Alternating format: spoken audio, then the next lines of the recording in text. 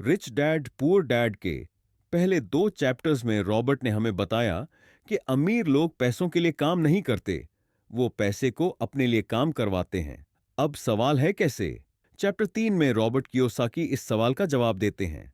अमीर लोग financial literacy यानी वित्तीय साक्षरता में माहिर होते हैं। यही वो ताकत है जो पुअर डैड और रिच डैड की सोच में सबसे बड़ा फर्क पैदा करती है। रॉबर्ट बताते हैं कि उनका पुअर डैड हाईली एजुकेटेड था डिग्री लेकिन पैसों को सही से मैनेज नहीं कर पाते थे।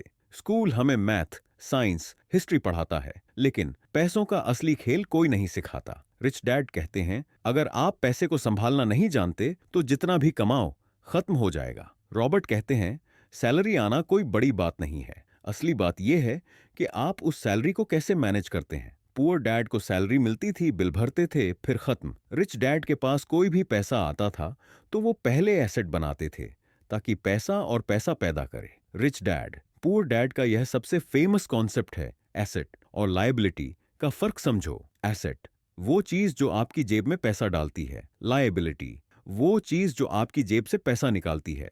ज्यादातर लोग इस फर्क को समझ ही नहीं पाते, इसलिए वे महंगी कार, बड़ा घर, दिखावा सब खरीद लेते हैं, लेकिन वो असल में कर्ज या खर्च बढ़ाते हैं। पुअर डैड के लिए बड़ा घर स्टेटस था, देखो मेरी बड़ी कोठी। रिच डैड कहते थे, बड़ा घर एक लायबिलिटी है, क्योंकि आप ईएमआई देते हैं, मेंटेनेंस देते हैं, टैक्स देते हैं, वो जेब से पैसा खींचता है। रिच डैड कहते थे, पहले एसेट बनाओ जैसे रेंटल प्रॉपर्टी, स्टॉक्स, बिजनेस, फिर उससे जो पैसा आए उससे घर लो ताकि बोझ ना लगे। रॉबर्ट बताते हैं कि रिच डैड ने उन्हें सिखाया, हर महीने अपना कैश फ्लो स्टेटमेंट देखो, कितना पैसा अंदर आया, कितना बाहर गया। एसेट कॉलम बढ़ रहा है या लायबिलिटी कॉलम। जो लोग अमीर बनते हैं वो हर महीने यह खेल समझते हैं। पुअर और मिडिल क्लास लोग सिर्फ तनख्वाह देखते हैं और खर्च बढ़ाते रहते हैं। रॉबर्ट कहते हैं, अगर आप फाइनेंशियल लिटरेसी सीख जाते हैं तो आप कहीं भी पैसा कमा सकते हैं। यही फर्क रिच डैड ने पैदा किया। पुअर डैड ने सिर्फ जॉब सिखाई,